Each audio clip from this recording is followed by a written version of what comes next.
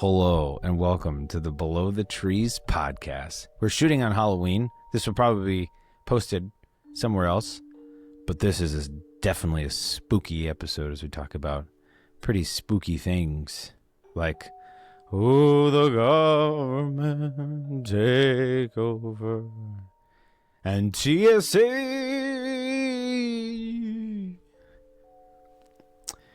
And yeah, that's about it. We get into some pretty good topics here today, so please, sit down, take a load off, take your shoes off, kick your feet up, indulge us with your time for a little bit. We got a good episode for you. This is the Below the Trees podcast.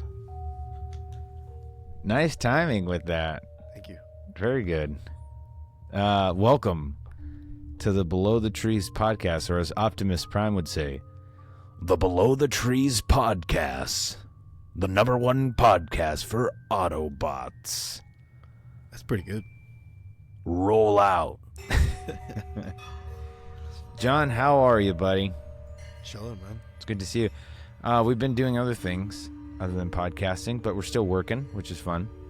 Yeah. Making videos. Making videos. Yeah. They were, I think to be Shorts. clear, shorts, yeah. More of a test shorts. Yeah.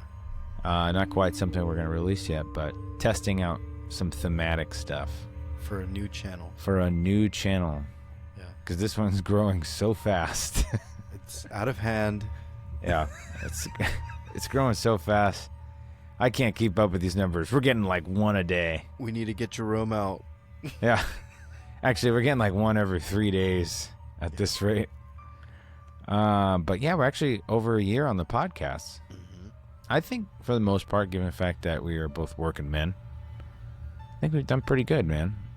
And the shows have gotten consistently better for the most part.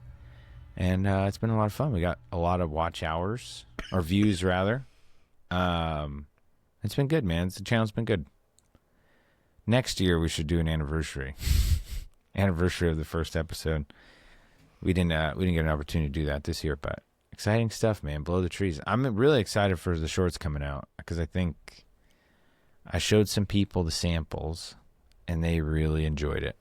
And some of them has actually looked at the message you were trying to convey and were interested in it and responded to it positively. So obviously that's a small sample size and we don't really know how it's going to do until it happens. But it's exciting stuff, man. Real exciting stuff. And the short you wrote, I really like.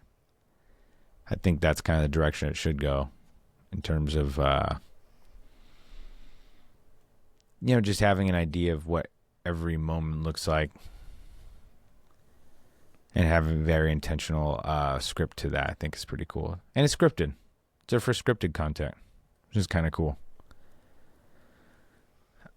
With the exception of one thing, I think generally we've always been off script and ad lib, and it's been fun. What was the exception? Of some of the AI stuff we read. So I would call that scripted, loosely scripted, intentional nonetheless. But yeah, so I'm excited for that to come out. Very excited. We are on the eve of Game 7 of the World Series. I know you're very excited as a dog, or as a guy with no dog in the race, no pony in the race. Right. But it's been an exciting series. I think though, something you told me before we got online, you heard an interesting conspiracy theory. Yeah. And I think you should talk about it on the pod. What is that conspiracy theory? I think I should find who it was, but some lady was essentially saying her conspiracy is once a city wins the World Series, that's the economic show. The city's about to go into complete, utter decline. And so we have seen it with San Francisco winning 3. Complete, utter chaos. You don't need one in Portland, apparently. And we have seen the hints of LA going to absolute shit, too. Yeah. I mean, What are some examples? Because I think it's interesting. I don't know if I totally buy into it because there's a lot of things that I think point to a decline. But like, what have you seen that you think give any credibility to that? the wage disparities, they just get even greater. And so the people who are kind of at the bottom have this superficial hope that you get from winning, when in fact the disparity is about to get much worse. Yeah. And then it takes, a couple cycles, and then it gets much, much, much, much worse. So like you were also talking how you've noticed after World Series, housing prices increased Sure. pretty significantly year over year. Right. Okay. So that's just like on my own understanding of being where I'm at and seeing, oh, okay, this is growing a little bit faster than this. What's really changed? Is the immigration more? No. Is this more? No. They won a World Series. Yeah. Does that actually have a factor? And it looks like it might have an influence, especially on bigger metropolitan cities. Yeah. And it kind of leads into that conspiracy of, if now the wage earners on the higher end are earning more, then you're going to be able to collect even more from property taxes. Why would they do that? Besides the norm of properties, generally going up 1.5% year over year. But if now you're seeing, a condo that before, when it was brand new, was $250,000, give it 3 World Series in 10 years, and now this $250,000 condo is now worth more than 1.5, 1.6. Yeah. That's not normal. Yeah. And so that hyper growth, where is this coming? Is it just because of the diamonds on the ring, or? Good question. I mean, it's interesting, but I'm wondering, could that be said for any other championship too? Is it exclusive to baseball? She was leading into saying no. Yeah. So any championship leads into this disparity, because it gives a group of people hope. Yeah. At the bare minimum, the people who were there, right? So in a given population, depending on how big it is, 50,000 people who are at least there, plus God knows how many oogles of eyes watching it. Yeah. I don't know what percentage of people. What do you think the percentages of people who are watching the Dodgers? Percentages of what? Like on this World Series, Game 7. I how mean, many Angelinos are going to watch the game in comparison to the percentage of the population in Los Angeles? Probably maybe 30, 2/3 or 1/3 of the percentage of Los Angeles, I think, would watch it. 1/3? Yeah. If we count LA County, probably 1/3. Okay. It's a lot of eyes. Yeah. It's a huge economic force of people. Yeah. That are happy for the win. Almost cloud 9. Yeah. For the win. Right? Mm-hmm. And so then the conspiracy would be like, oh, great, you're on this win, and more jobs are lost. How are the jobs lost? I don't know. We're pulling shit out of our ass at this point.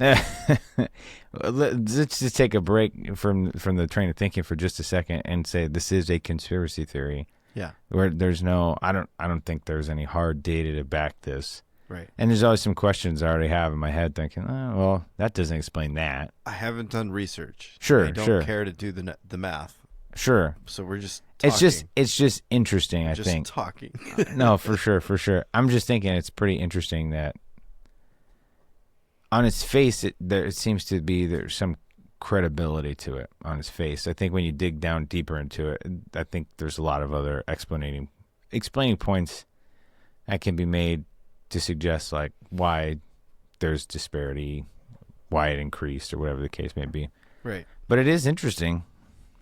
I mean, you think about it. What it reminds me of is when, countries host a World Cup or countries host the Olympic, specifically places like Brazil or LA. LA. I think to a lesser extent because you figure all the jobs that are generated, especially in like Brazil, right? Where they see LA, I think is slightly different because there's already obviously infrastructure had been in the plans for nigh on a decade for the games, things like that. But we have infrastructure already within, so it's more about modifying what's here versus in Brazil where they created whole new stadiums that are no longer played in, right? So it's just different, but it's just interesting how sports offers, from a economic standpoint, offers some sort of economic incentive and growth and promise, but it really never materializes, like in the case of the Olympics. So it'd be interesting to see how that materializes here in LA too, when 2028, and to a lesser extent 2026 with the World Cup. See how all that pans out. It's a lot of money. A lot of money. Yeah. A lot of money. And I know some inner workings, just some security concerns, you know what I mean, about, what the infrastructure for like law enforcement looks like and for the Olympics. It'd be interesting to see too. Right. I know some things I won't say. Right. There's some concerns. I won't say it on this show, but just like I know some landowners who will not be named. They who shall not be named. But no, man, interesting. Sports are interesting. I think that's definitely, when you look at when you consider the economics of sports, it always feels a little cynical. Because there's promise of what growth can happen. Like, again, the example of Brazil and other countries, if it hosts the Olympics. There's also people who take advantage, that kind of thing. Just sports. The economics of sports there's always like an economic loser in it, right? Whether that's the residents or whoever. It seems that way. Sure. Juxtaposed to the promise of sports, right? The best part of sports, where you have the best of the best athletes competing at the highest level for championships. You watch their failures in real time, just as you watch their successes. And there's something beautiful about that. And very exciting and fun to watch, whatever the sport is, right? But at the same token, there's this like dark side of it when it comes to money. I was talking to some coworkers about small baseball, small ball as they call it, where you're just moving runners over, bunting. Sure. And how, in the postseason, I've seen a little bit more small ball than you would during the regular season. And the thought was, well, of course they're going to not do small ball during the regular season because their contracts are tied to so many different incentives. It doesn't make sense to play small ball when it's not incentivized in your contract. Whether it be getting more runs, home runs, those types of things. You're not going to get any home runs with a bunt. You know what I mean? You might help your team win, but how does that help you individually, financially? Probably not much at all. So it's just interesting to see if that's true, like how much the contracts have played into the game, and especially very individualized contracts. Mm-hmm. What's fascinating to me is that I used to think the contracts were just, it's simple. Hey, you're getting paid X amount of money per year for this team. Yeah, no. But then to realize like, oh, there's so much, it can be so involved. These are massive legal documents with stipulations and incentives and bonuses and I remember it was Zach Greinke's contract with Arizona. It was $206 million over 6 years, which he had opted out of the Dodgers, 7-year, 147. One of his contract stipulations was a lifetime supply of guac from Chipotle. Yeah. Just fucking weird. So it's interesting to see, man, when you go behind the curtain, like what's actually being negotiated and, you know, incentivized or conceded, whatever. It's fascinating, man. But then again, all that is juxtaposed with the fact that you got the best of the best competing on the highest levels. Right. And we try to, and I think the one thing that sports, we try to see ourselves in those athletes, like any other narrative fiction or, you know, whatever anything that's produced or manufactured. It's an art, man. We always see ourselves in art. And I would argue that I think professional sports is an art, right? Yeah, no, it is. Yeah, So, it is. But yeah, thrilling series so far, though. On its face, it's been a thrilling series. And I'm not wearing my hat for the first time today. There's the first episode, no hat. Good. I do have it here, though. Yeah, you do. Well, it's because Your binky's there. with this, I feel like with this red light, man, you would be able to see my face at all. So that's is a utility reason. But damn, man, what a series! What a series, Yeah. John. What's your insight on everything? You guys can't You're a hit. baseball man. Now we can't hit at all. Yeah, you guys are overthinking. And I think in the regular season, the hitters got lucky getting pitches that just were easy Yeah. to crank. It's not happening. No. No. So your usual go-to are either not getting pitched to, getting pitched around, literally walked, Yeah. or striking out. Yeah. So you guys are not hitting. I'm barely making any contact. It's like, just do the math, right? 27 outs. Of them, like, within those outs, you guys were only able to generate, like, 3 hits, 4 hits. Yeah. No hits. 1 hit. Yeah. Like, play out the inning, and it's not looking in your favor in that sense. Sure. So someone's got to wake up those bats somehow. Yeah. They're getting fooled so easily on that splitter. Oh no, the splitter is really hard to hit. Yeah. And I think I guess the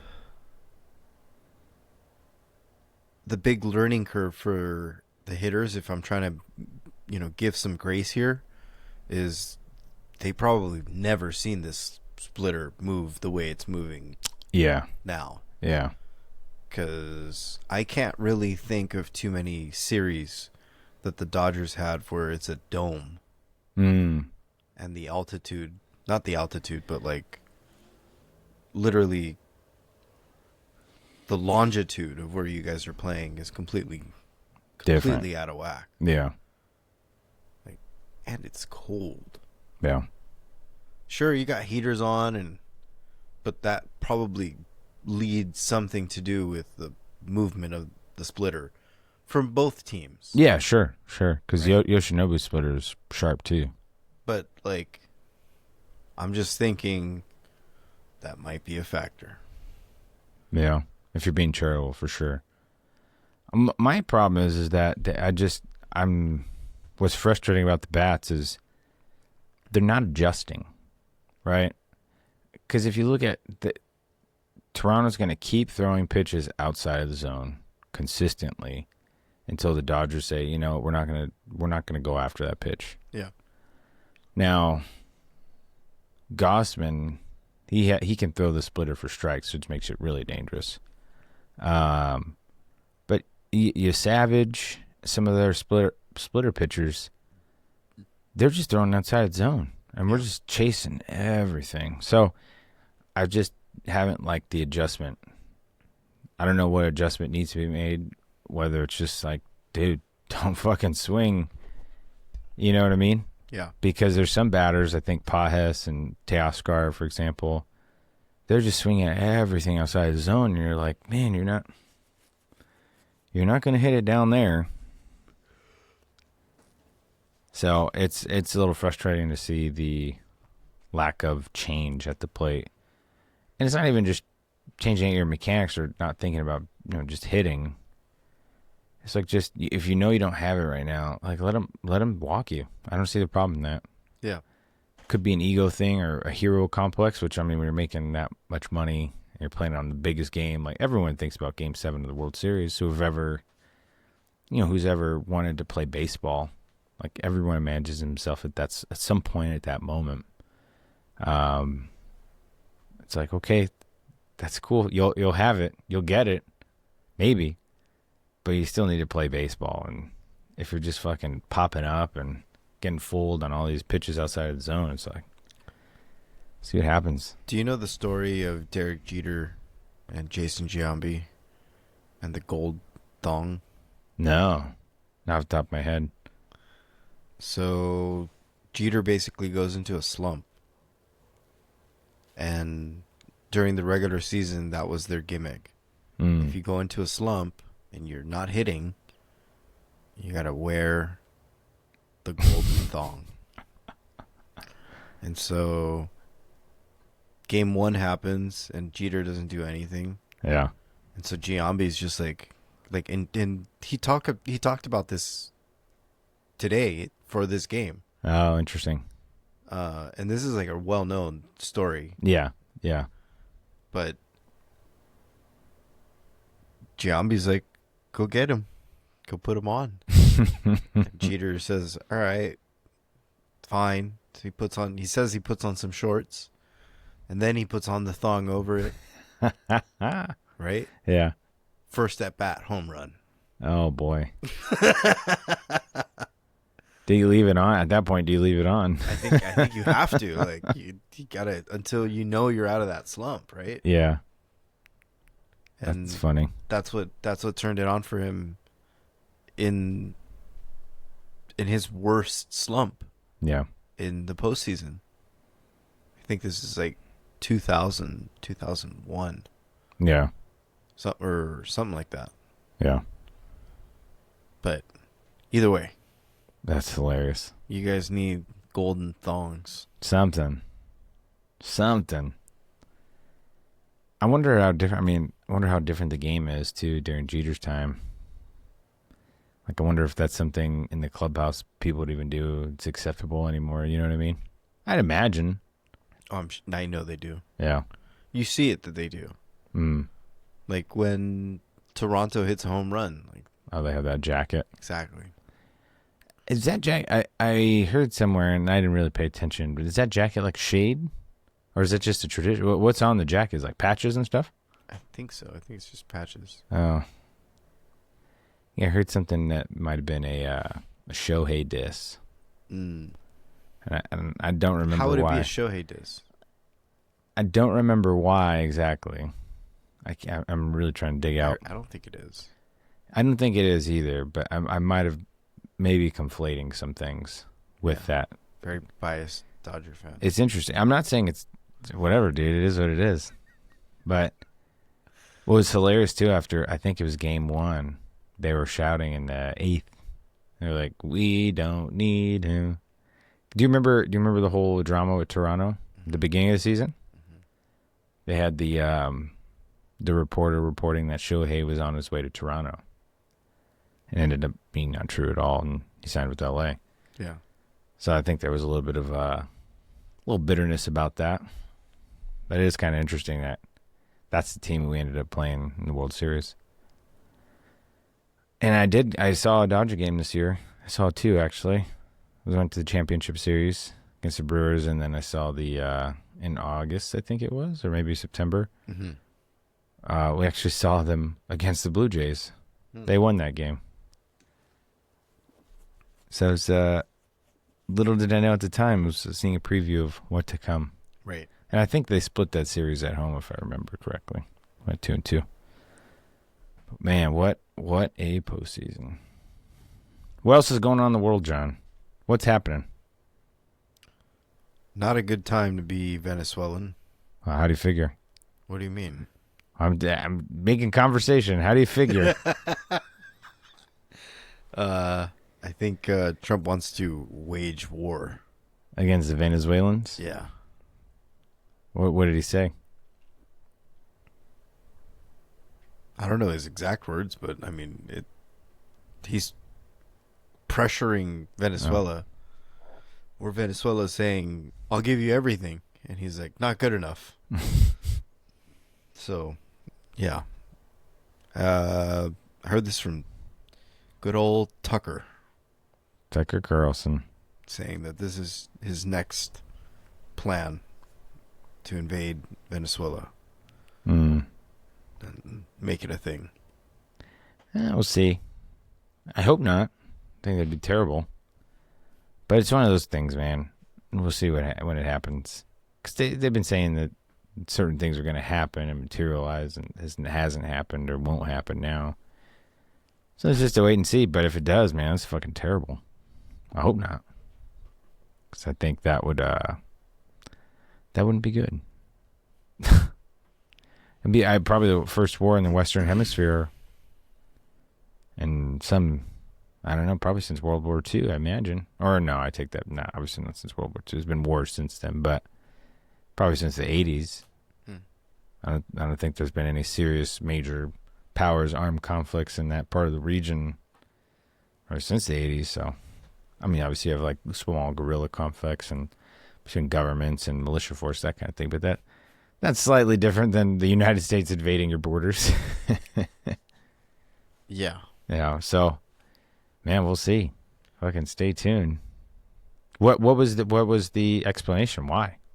What's obviously Venezuela is part of OPEC and has rich oil deposits, but is that the main reason? No, I think they're trying to utilize a connection between the cartel and Hamas. And they're saying that they are one and the same. Yeah. That's one argument. Another argument is saying that by us showing force in Venezuela, we're stopping China and Russia from a greater plan. What's the greater plan? Obviously, Russia and China utilizing Venezuela's oil. No, sure. And so if we come in and say that's our oil. I guess I overthought that. Yeah, you did. Sure. For whatever reason, the way it was set up, I thought there was going to be a, I don't know, armed conflict. Follow-up? A good follow-up where there's no good follow-up. China wants to armed conflict in Venezuela to take it over. There's no good follow-up here. None at all. It's, yeah. We'll see how that unravels. I think if it does unravel, in the way that you say you hope it doesn't unravel, then I also will say it's clear it's money grab. Mm-hmm. And it's pretty sickening. Yeah, I agree. Everything. It's pretty sickening. Yeah. And I think we're coming to a point in the country where you can't be critical. Otherwise, you will be treated just like we are in England. What do you mean we can't be critical? I think if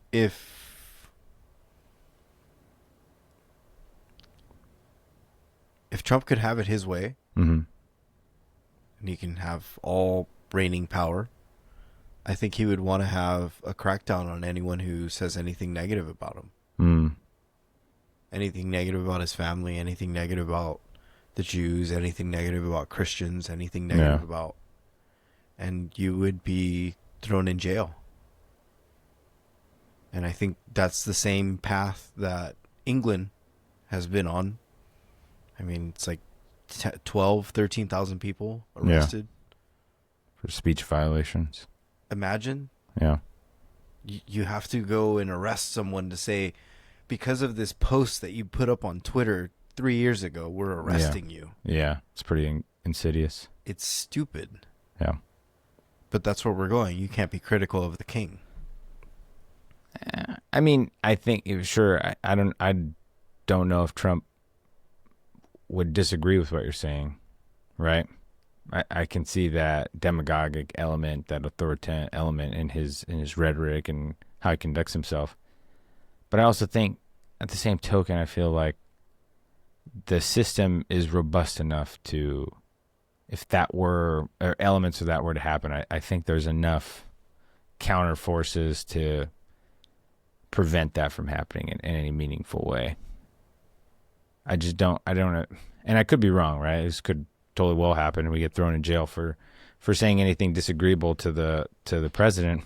But I don't know, man, like that fear has always been there. And like, I look at the fact that people criticize the president all the time, constantly. Sure. And a lot of times rightfully so for some of the things that go on. But I mean, he can call for that, but does it mean it's going to happen? I don't think so. Until it happens, I guess, until I start seeing some of the things unravel at the seams. I don't know, dude. It just seems what it is disturbing about it. I think what makes me not upset, but what feels strange is that we're even having that conversation. You know what I mean? I think that's the difference for me. But you see kind of these power grabs in every administration at some point, right? Like, I think it was Biden's administration. Yeah, during COVID, with OSHA, he tried to push like mandates through OSHA, which was obviously struck down by the courts, and that didn't happen, right? It was a fear. It was attempted. It didn't happen.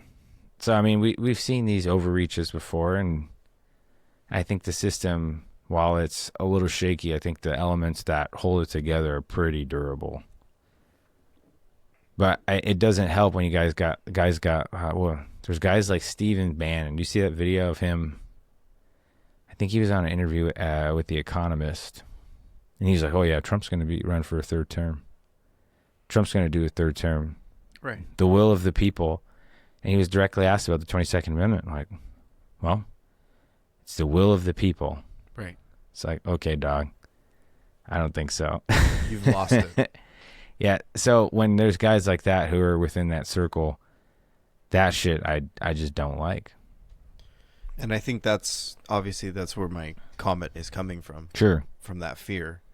But it's also the clear, if it's not even playing chess. Mm-hmm. It's blatant development. Yeah. From a developer. Sure. Like, I think there's truth in his comments when he's saying, it's Gaza's going to be this great development. It's going to be this great beach town. Right? Like, I believe him. And I think it's one thing to say you believe him, and sure, he might very well mean what he says. And I think sometimes people give him too much credit and say, well, he's just talking. You know what I mean? I mean, he's the president of the United States. He obviously he's very wealthy on his own right. Outside of the power he has as president, the power of his family, all these other elements surround him. Surround him rather. So I think we should take serious what he says. I think that's important. At the same token, everything has to go right for it to fall through in the manner that I think is truly disastrous. And I've seen some good things in the sense of people standing up when I know it's right and, not giving into that authoritarian element. right? Whether it's the Democrats or the Republicans. Mm-hmm. And I just don't see that going away. Not yet, anyways. Maybe at some point. Do you know the story of the 10 freeway? No, not off the top of my head. Can't say I do. And you know how the 10, do you know how far the 10 goes? In Florida, I think, right? Right. Yeah. Do you know who was sitting governor when it was happening in Texas? Is it LBJ? Yeah. Yeah. And guess what LBJ did? What did he do? He learned, oh, we're going to make this freeway, and it's going to cut across all of Texas. No. And it's going to bleed in from Texas, and it's going to connect from California to Florida. So guess what Governor LBJ does? He calls up all his buddies. Yeah. All his developer buddies. Oh, sure. I know the story. And they buy up all the land. Yep. Of where the 10 freeway is going, so that they can, number one, lease it, and number two, set up businesses on the side of the freeway. Yeah. Restaurants, gas stations, shopping marts, you name it. Golf course, all of it. And they own all of it to this day. So if that's kind of been, the norm, then the stuff that pretty much most of our politicians do Yeah. is done with that potential, Sure. right? Insight. Sure. And so somebody as a character like Trump, Yeah. talking about Gaza,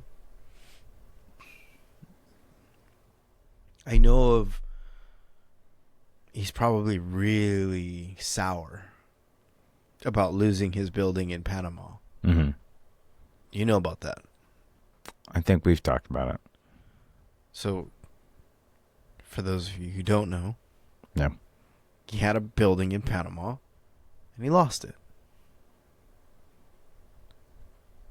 What's to say he wants to build 5 more in Venezuela with all the coastline and all of the just massive diversity of landscapes you have Yeah. in Venezuela, plus all the oil that we sanctioned for them not to use so that no one else can touch it. If we can't touch it, no one can touch it. That's the American way. Sure. And that's not necessarily the right way, and Trump is using that to do his own deals his way. Yeah. That's what's scary. That's what's like actually. Ugh. Yeah. You want to go make peace with China for a year. Ugh. Yeah. You stop the conflict in Gaza, or so you say, Yeah. until something else changes. We did bomb Iran Yeah. because our buddies told us, help us out. We want to take them out. This benefits you and this benefits me. Let's do this together. And we did. Sure. Brought out the big boys. The big guns. Same's going on in Ukraine, Russia. Yeah. I mean, like, there's all these conflicts where you can profit from, Yeah. right? If you're gonna take the complete cynical route, right? And what's to stop anyone else, sons, daughters, children of the family, within the family? You don't have to be caught with the crime yourself, right? Sure. You just know the information. And so the fact that this exists in politics because of, the disparity of income and Yeah. money and wealth And if we are going to believe Trump for all of that he says that he is, that all that he's worth, then you don't need it. Really, you don't need it. Yeah. So then why do you want it? It's greed. Sure. It's power.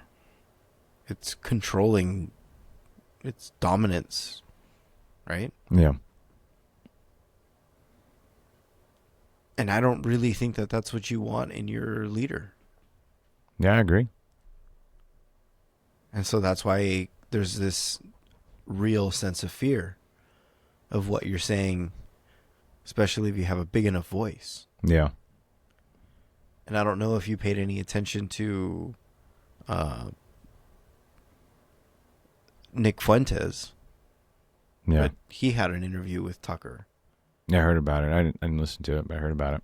And he's on the that obvious extreme right, America first Yeah. belief, which is hilarious because his last name is Fuentes, and it's like, Yeah. where do you come from, bro? Yeah. We're all immigrants here, Yeah. so there's no real America in that sense. Sure. It's an idea, it's a concept. We're not, the people who are here are gone Yeah.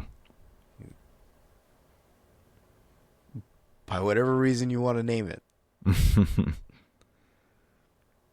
But that doesn't mean that, that's also the American spirit. And I think that's where we're at.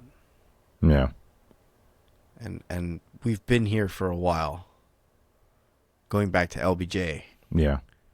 going back to Kennedy, going back as far as you want to go with Washington Yeah. and his slaves. So it's this two-faced, almost hypocritical nature, right? Yeah. Of being a Christian and also having all these nasty, dirty flaws Yeah. and being okay with it. Yeah, I think that part bugs me for sure. In part because I would probably assume, or if I were a betting man, I would say probably most of these characters aren't Christian. They're just playing to the Christian inclinations of the country, and that's how you get elected. You know what I mean? I don't think they give a... And kind of shame on the Christians for being okay with that, that puppeteering of the religion. But then I think that also speaks to most people's faith anyways. It's not really something, not that I'm here to judge anyone's personal faith, but, just as Soren Kierkegaard had problems with the Danish church, there's problems with the American church. Mm-hmm. Whole cloth, right? And, yeah, so it's interesting that I think most politicians probably are just playing to the proclivities of Americans' religiosity and specifically Christianity. Yeah. And I hate that. I really do. Because I think it's a perversion of what the ideals truly mean, right? And how those ideals, in some ways, set up the best part of this country, right? Right. You talk about the American dream being an idea, and I think, or America the idea, right? When you look at its face, I think it's a really beautiful idea. You know what I mean? But you see it with Thomas Massey. Sure. And he's currently, enemy number one for Trump. Yeah. Because he's so emblematic of everything that you kind of might despise if this person's now against you. Yeah. Which is such the case. Yeah. It's just... Yeah. Sure. Why are we here? I don't know. You wanted to talk philosophy. Why are we here, Brian? You How started did we get it. You brought this up, not me. Well, no, because that's just where we're at in the world. Well, no. Trump But you're asking me why we're here. I just told you why we're here. No. Not here specifically, but Well, no, because you said, "Oh, I thought we were going to talk philosophy." Yeah. So, squarely to blame on you for this one. No, it's Trump. Yep. Oh man. Yeah, dude. I don't know. I still have optimism that the good will prevent the worst excesses. Is there some of what's gonna happen is gonna happen? Sure. Like that's my suspicion. But I still think the good will always prevent the worst. Speaking of the worst excesses, did you see the picture of JD Vance and Erica Kirk? No, I didn't. I did see that they were doing an event together. Oh boy. What was the image? Let me pull it up. There's a few. A little slightly inappropriate images. Instantaneously, Insta cringe. they're just like, ooh. Oh boy. I don't know where my phone's at. I wouldn't be surprised if, three name JD gets rid of his Hindu wife. Indian hair and adopts the blondie and all of her followers so that he can become president. Oh boy. Marry up. Because that's what it feels like. That's what Charlie would have wanted. Yeah, that's weird. I have a friend, she thinks that JD's actually just gay. And it's all kind of a cover. Is that some people believe that? Yeah, is that a that's a weird conspiracy. Yeah. Yeah. Maybe.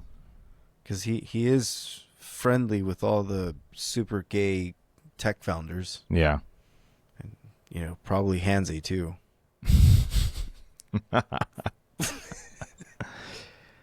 Oh man. Now I gotta look at a picture. I don't know where my phone's at. Pull it up. Where is it? Is it here? Check it out. Shit. Oh, here it is. You're gonna look it up? Yeah, I want to see it. Be weirded out.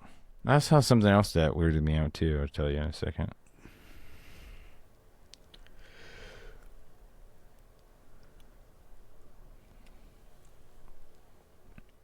What's clear is Oh yeah.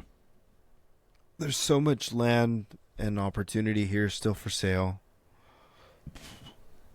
that we get all these political drifters, these eternal long-term politicians, Yeah.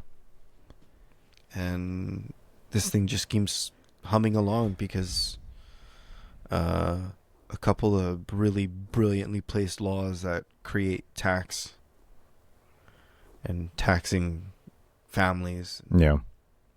at a state level, all of it funds most of this shit. Yeah. And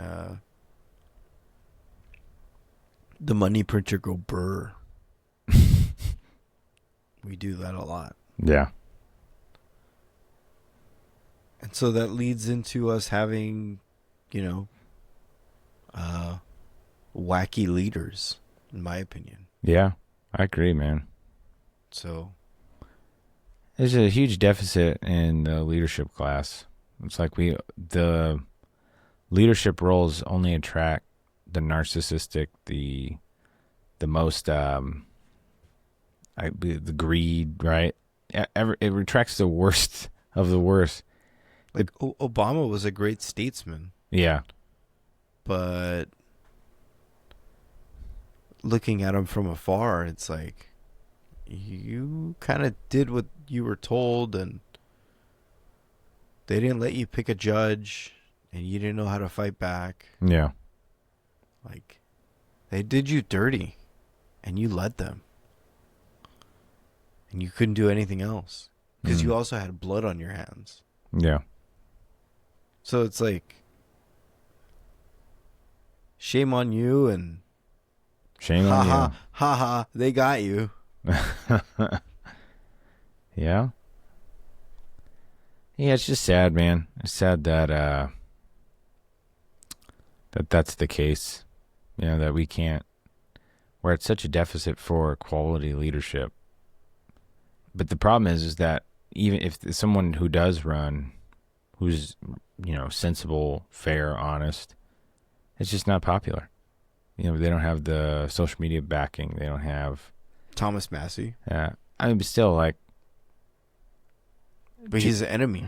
I'm not just saying that, but Thomas Massey, if he's the benchmark for normalcy, right, and a normal guy, Marjorie Taylor Greene. She's a little bit out there, too out there for me. Thomas Massey, I give it to you. He's a pretty good dude.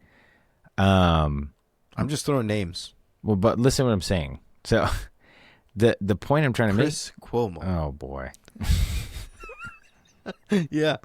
The point you're trying to make. The point I'm trying to make, dickhead. No, I'm just listening. Kidding. No, the point I'm trying to make is basically, even if there is someone who's normal, someone who's actually trying to clean up the system or do something right, but there's zero chance in hell, a snowball's chance in hell that they'll get elected. And sometimes you get candidates who do get elected and they don't fare well. They don't get a lot of their agendas done, or what they plan to promote that's positive for the country doesn't pass. But to even get someone to that level, it's almost impossible. All these fucking people have terrible, terrible baggage, blood on their hands, so to speak, as you metaphorically put.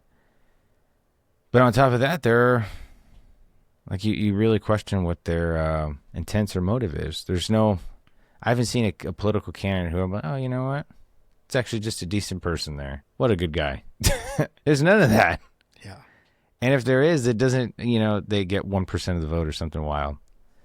Which, I mean, I don't know, shame on us as the voters, always putting these people in. But I don't know, man. I don't know. But moving away from some of this. Oh, boy. In honor of the government shutdown, I feel bad for a lot of those federal workers and the soldiers. They're going to have to go without some paychecks. I thought I'd give this moment to talk about a little bit of TSA. Please. So actually, I working for TSA for some years, for about 6 years, 2012 to the end of 2017, early 2018. Man, I've experienced government shutdowns, and it sucks. I really have I really feel and have a heart for what some of those employees are going through, because the expectation is they go to work. Expectation is they still keep the ship running, but you don't know when your paycheck's gonna hit. You know what I mean? Yeah. And in the past, federal employees who were, furloughed or whatever the case may be, receive back pay. But there's some talks that if you were a furloughed employee, you don't get back pay. You had to show up regardless. And then obviously, like, there's some positions they consider them like, hey, this is a critical position. You have to show up in lieu of the shutdown. But what a demoralizing thing. Like, you go to work, you're screening passengers, or if you're in the military, or if you're a law enforcement, whatever the case may be, you show up every day and there's a stress that you're not going to get paid. And I remember dealing with that. I remember it was like about almost a month of no pay. Right. And bills catch up. And unfortunately then I wasn't, didn't have a whole lot of overhead, but fuck. Like, just not even be able to pay that cell phone bill on time. Like, that shit's scary. Imagine when you have fucking kids and, all these other responsibilities, and they still expect you to show up. And knowing TSA, the worst, here's what I'll say about TSA. TSA is full of good people. There's a lot of good people that work for TSA. Some not so great people that work at TSA, but, that's every place. But the agency itself, man, what a shit agency. Just an awful place to work. So if screeners like, I go to work and I'm screening passengers. Yeah. And when I'm screening passengers, they shit on me because, hey, I'm doing my job. But they want to treat me like shit. And then my supervision treats me like shit. And you're telling me now I'm not going to get paid? Well, I guess I'm not fucking showing up. And I blame you. How can you blame them? Yeah. You can't blame them. Yeah. Like there's zero. I remember a lot of stories at TSA. I remember I was in the back, just doing a bag check, and this older guy comes up to me. I had no interaction with him whatsoever. I didn't even see him go through, but he was already done with the screening process. I think he was in a different lane. He says to me, he goes, "Excuse me, sir." I say, "Yes." He says, "You know, everyone in the world hates you, right? You guys are the fucking worst." And he just smiled and walked away. I said, "Thanks." Thanks for the compliment. Yeah, I appreciate that. You can put that in our suggestion box. Oh, man. How did we do today? Fuck you. Great. And there's a little, you know how when you go to some places, they have the signs with the happy faces and like a spectrum. They have very mad to very happy. Yeah. You know, there should be like a fuck you jar, at the very end. They're like, "Oh, how was our service today?" "It was great." "Oh, it was all right." "You fucking piece of shit." That's what it feels like. Jeez. And then occasionally you get some people that were very nice. After the movie that portrayed TSA on Netflix came out, I heard through the grapevine that people saw that movie. They were like, "Hey, you know what? TSA guy, thank you. I know you're running around back there chasing terrorists." Bombs and shoes. Yeah. You're not only finding the bombs and shoes, you're beating up the bad guys and shooting guns with it. And God, by God, thank you. And that lasted for a day, And after that, you said, "You got to do what with my water? You got to throw it away?" Dump it. You got over 6 ounces? at 3.4 ounces. 3.4. Yeah. I got my old TSA. I got my old TSA announcements. And I said, "Good afternoon, everyone. Welcome to the TSA security checkpoint. Please remove everything from your pockets, take off your belt and shoes, and make sure to dispose of your water bottles before submitting your bag into the X-ray. We thank you for your cooperation. Have a wonderful day from the TSA." How was that? I still got it? Yeah. Hell yeah. I was going to say, don't forget to remove your bloody tampons.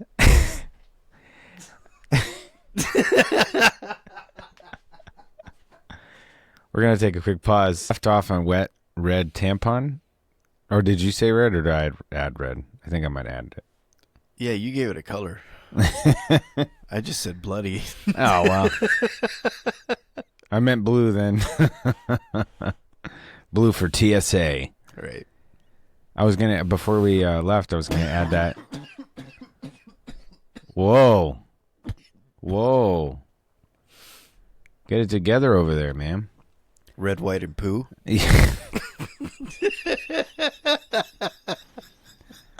Good God. That's probably accurate. Oh boy. I don't know how we're going to get through the segment. Anyways, looking at my notes over here. I was before we went on break, I was going to add the bloody tampon to my announcements. Oh boy. But I don't want to do it now. Yeah. I can do my announcements in German. Okay. You want to hear it? I'm scared. All right. Bitte Schuhe aus den Gürtel und nehmen Sie alles aus den Taschen. That's how you say it. Please take off your shoes, belt, and remove everything from your pockets. Another fun part too at TSA, always having to do the, they call them advisements, right? So anytime. Sounds like Scientology. Here's your e-reading. You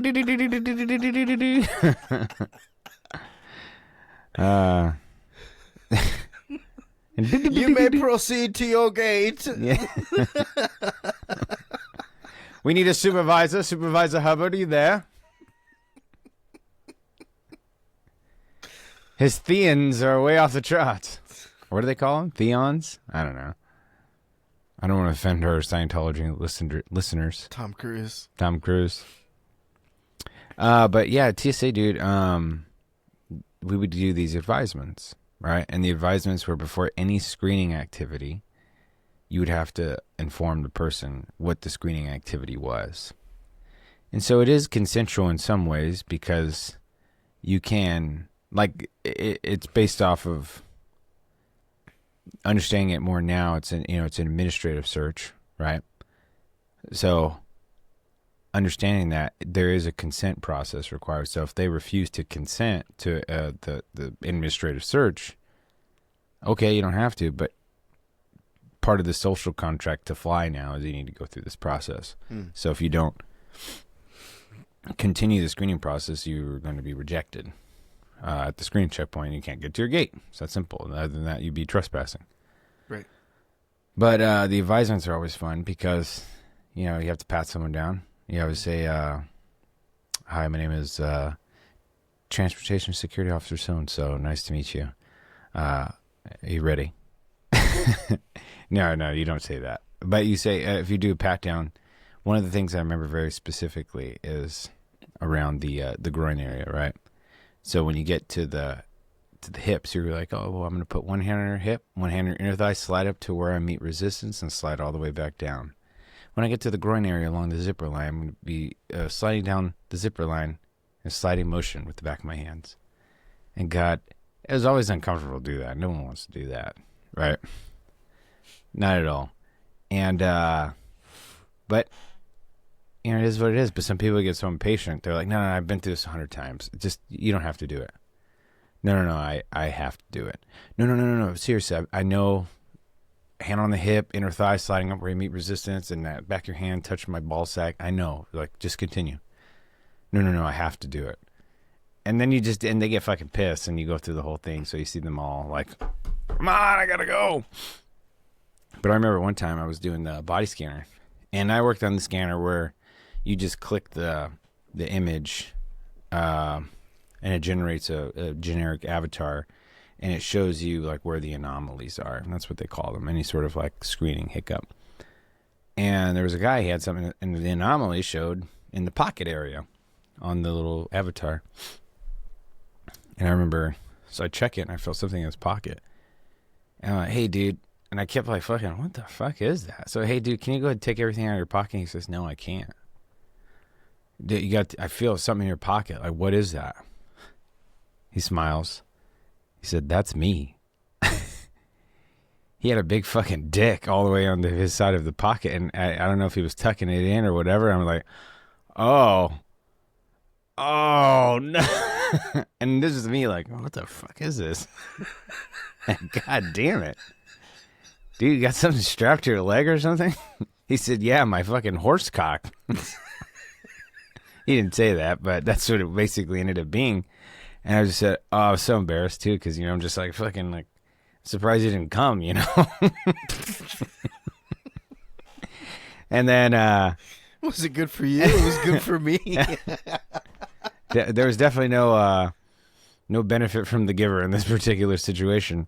I just remember, oh man, you feel so much shame afterwards. Like, oh fuck, I touched this guy's cock inappropriately. I didn't mean to. And the embarrassment, like, oh man, I fucking touched some guy's dude's dick. This is awful. That wasn't what I wanted to do on a Tuesday. But it was an experience, man. You get all sorts of wazoo things that come through the checkpoint. I remember one lady had she had to get a pat down, and she had like $100,000 strapped to her body. I didn't pat her down; it was one of the female leads. She had like $100,000 cash strapped all over her, and they found that, which was a little odd. Yeah. And then a good story, one revolving dildos. Because that was the thing.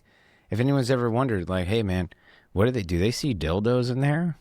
Yeah, lots of them. Like, every day there's a dildo in a bag. I had one lady says, do you have, what's in your bag? What do you have in here? Oh, it's just my toys. All nonchalantly. Yeah, it's just my toys, I got a whole toy box at home. Yeah, this is just the bag of stuff that I'm willing to take. Yeah, this is... Well, what do you got in there? I mean, it's just my fun stuff. I got my bad dragon dildo. It's in the shape of a foot. I got these ball things, Ma'am, it's 12 feet long. I know. It's so much fun. Where'd you get all these things? KB Toys. Where else? You ever been to Toys R Us? Was she ugly? No. She was hot. She was. Jeez. It was an experience. But really where I was going with the whole dildo thing. So I remember one time there was I had to do a bag check, and my coworker, she shows me the bag and the X-ray, and I'm looking at it, I'm like, we're both like, what the fuck is that? That looks so strange. But the only people coming, this is the family lane, right? So the only people coming through are families. Mm-hmm. Like maybe it's like some sort of food. I don't know what it is, but it looks funky. Hey, it could be nothing, but Brian, do you mind checking it out? Yeah, no problem. That's my job. That's what I get paid to do around here at the airport. And so she... Terminal. No. Yeah, at the terminal. So I worked at the international terminal at the time, and LAX international terminal at the time looked a lot different than it did today. Right. So I remember I grabbed the bag, and I see the owner. We always have to do positive ID with the bag, make sure that we are getting the bag belonging to the right person. The guy says, "Oh yeah, that's my bag." I instantly saw, in a heartbeat, this guy's face turned red. He knew something that I didn't know. Right. And he knew he was about to get caught. Right. But with him is his wife and I think he had a son or a daughter, wife and kid. Not relevant. Maybe. Maybe not. I don't know. Anyways. Depends on whose toys it were. Yeah, well. If they got it from Toys R Us, I'd be very surprised. Jeffrey has a funny adult section at Toys R Us I didn't know about. Right. Anyways. It's a weird giraffe. Yeah, weird giraffe. Oh. Why is his cock out?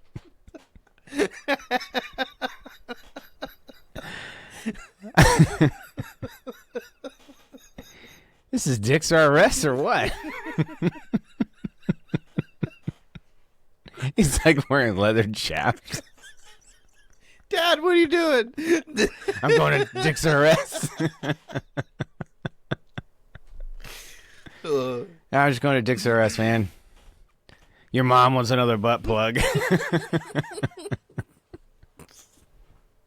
They have them on sale right before Halloween. Oh, it's Halloween, by the way. Anyways, so the guy, he shows me his bag. He's already sweating. He knows something that I don't know. So I sit down and I say, hey, man, one question we'd always ask, do you have anything sharp or fragile in the bag? Anything that might poke or harm me? There was something that would definitely poke me, but I don't know about harm. Maybe just, fucking ruin my mind and give me a memory for fucking last almost fucking 10 years or more. So he said, nothing. He's a French guy too. Juxtaposed to his kind of like really up there behavior, just very nervous. His wife is cold as a fucking cucumber. She's just like doing business. She's getting the kids ready. She's putting her shoes on. She's putting all of her laptops away, and she no sweat. She's calm as can be. And so I start to open the bag, and as I open it, I see there's a lot of clothes in here, right? But in that bag, I see some of the clothes are wrapped around something. I'm like, oh, I think this is it here. This is what we were seeing. So I start to unwrap it, and I see it's all just one big object. It's like a black rubber almost. I'm like, what? I still don't know what it is at this point. So I start to take the clothes off of it to reveal a giant black dildo. It literally expanded to the amount of the bag. Like, it was huge. It was a carry-on, but I mean, this is, you figure a carry-on that goes up, normal carry-on. This was like a third of that bag was this dildo. And it was probably like this thick. Right? It was black. And the best part is at the very end of the scrotum was the balls. Like, it had the balls there, right? And they're big balls. And it looked used. That's the worst part about it. And it's okay. Like, I no judgment or whatever floats their boat. But he was in a total panic as I'm bringing this thing out. And I didn't bring it all like, oh, what's this? You put it here. You know what I mean? Like, I was just very discreet about it. Especially once I knew what it was. Where this goes. Oh, man. Is this a novelty item? Did you get this over at Dick's RS? You know? This is Jeffrey's. Anyways, I mean, it's like a horsecock-sized dildo. I don't know what they would use it on, but it was used. Like, there was stuff. There was, like, they didn't clean it very good. And so, of course, you know, we have to do in these situations, we have this thing called an ETD machine, explosive trace detection. They have these little, like little tabs, you know, that you swipe the bag with to collect any residues. So I had to fucking swipe the bag. I had to swipe the fucking dildo. And when I swiped it, like, it left a nasty residue on the tab. I put it in, sampled it. Thank God it didn't come back as an alarm. I would have fucking panicked. You know, not that because it was anything gnarly, but, like, we're going to have to screen all of this guy's shit. And that's never fun. But he went on his way. His wife, cool as a cucumber. Him, the most embarrassed man I'd ever seen at that point. And he was embarrassed. And I felt bad for him. I genuinely did. He was just having a good time. I mean, not my idea of a good time, but some idea of a good time, and it's his.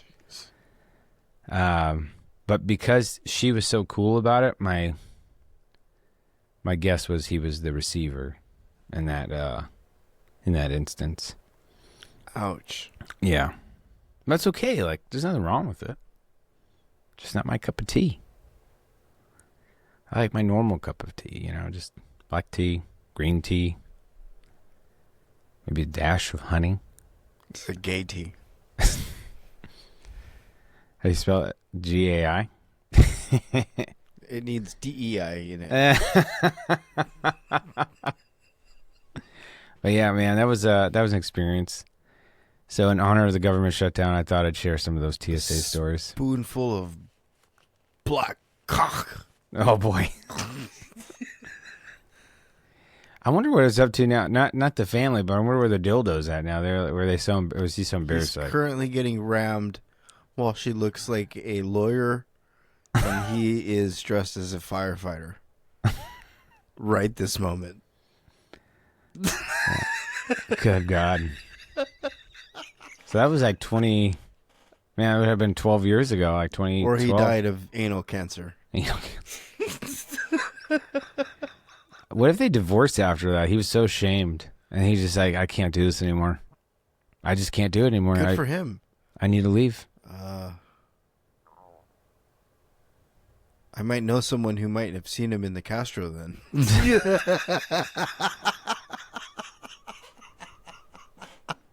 He's like, this is if someone asks him, like, what years later, like, what was that defining moment for you? Like, what really brought you to where you are today? What really brought you to the priest? The priesthood. I don't want to stop you there. And I was going to say, someone's going to ask him, like, what's that moment for you?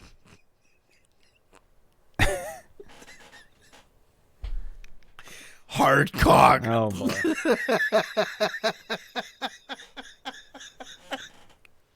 And he's going to say, I remember that time at the airport. This is a spooky episode. Yeah.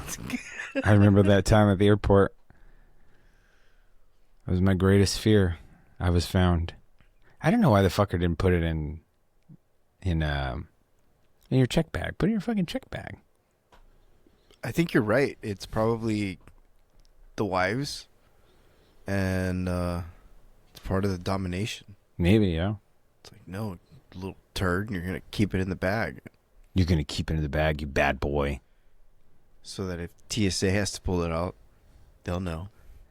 That's a good theory I hadn't considered. He'll know. He'll know. And even if he doesn't even think about it, like, she's just like, just fucking leave it there. Who cares? Oh, okay. But that's what it is. It's fucking, that's authority, dude. Yeah. It's laying that dick down.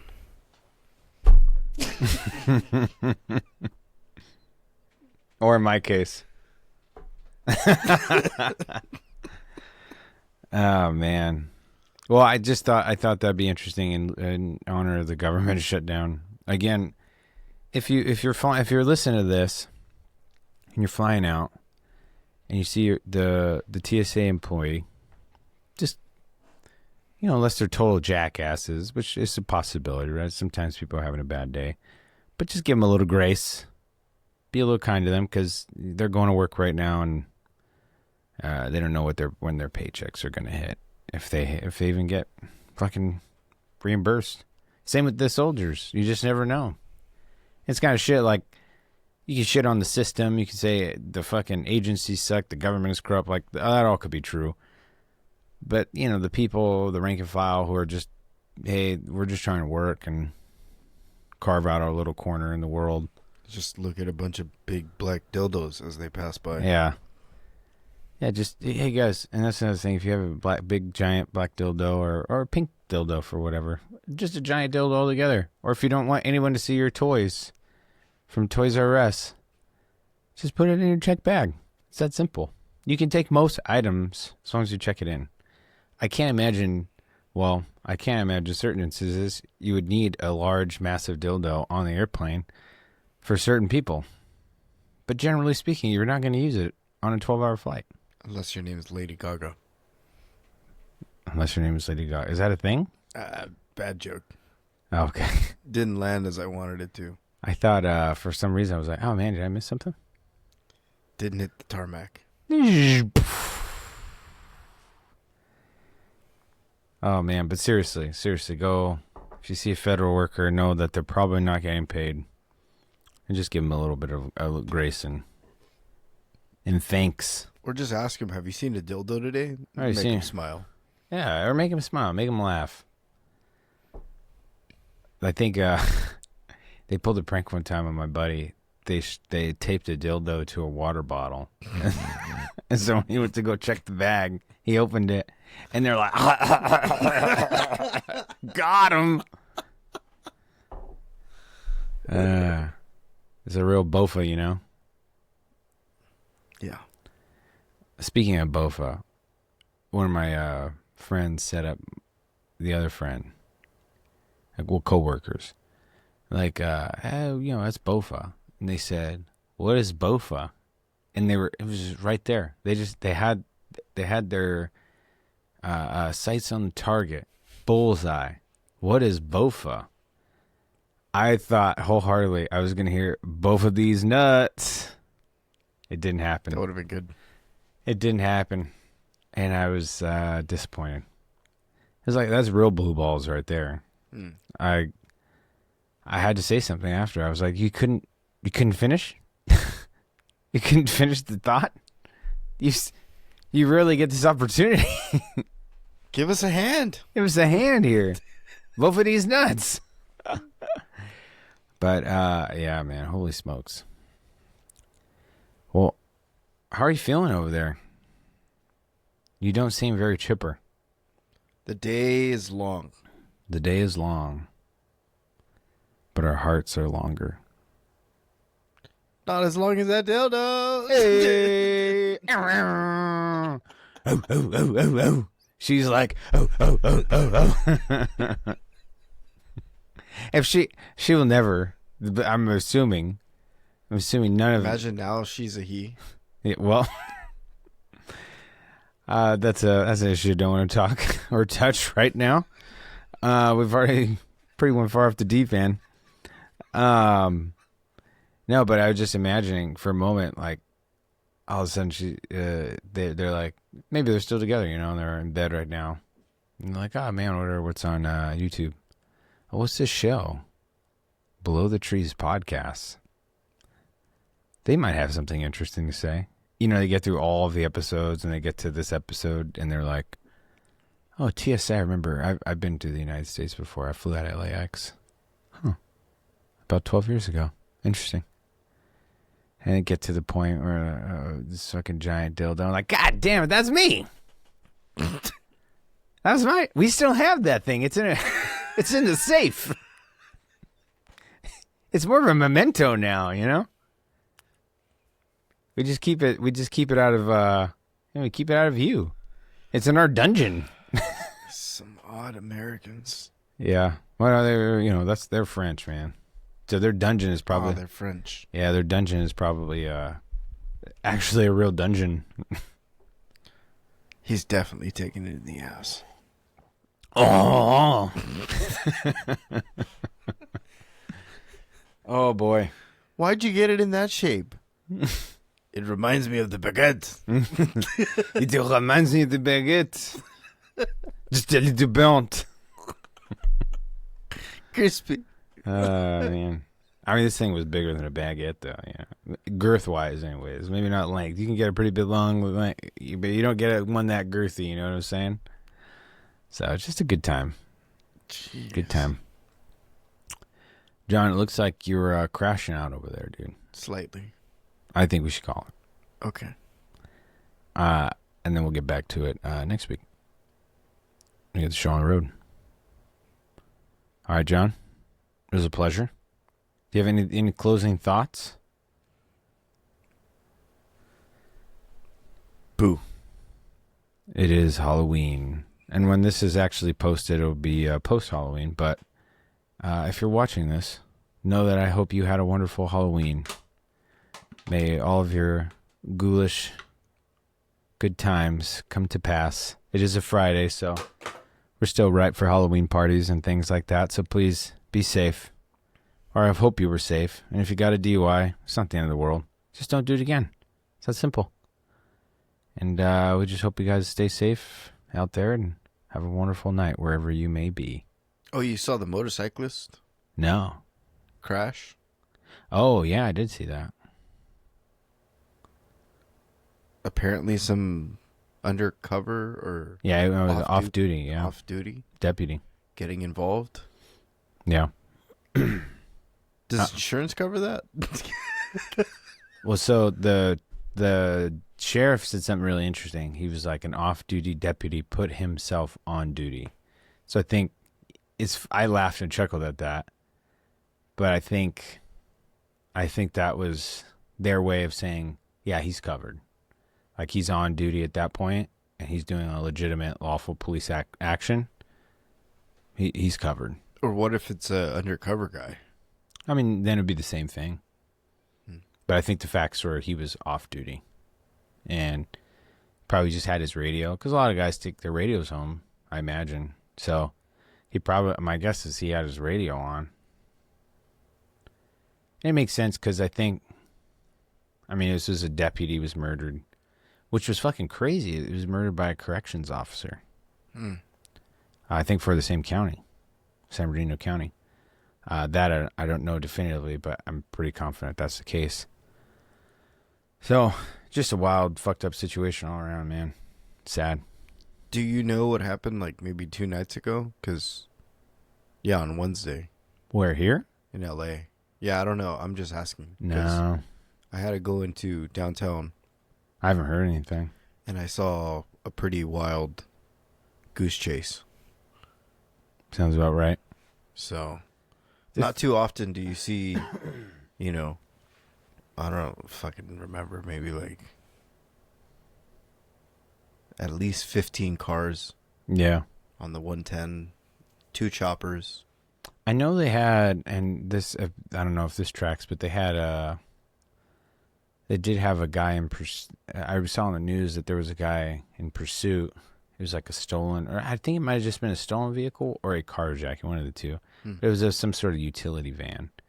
And it was on the 110, ended on the 110. And the guy fucking jumped out of the car to the opposite side of the freeway in the carpool lane. No, not the carpool lane, but the fast track lane on the 110. Mm-hmm.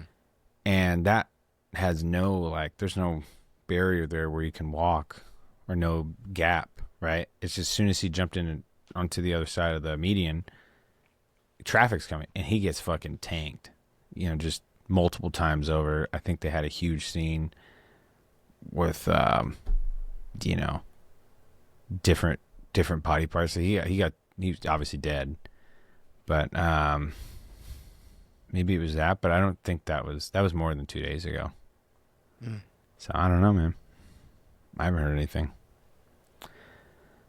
And a lot of stuff's always on the news, so. I wasn't on the news. I was just Yeah. passing by. Yeah, but that San Bernardino one is wild, dude. Just insane.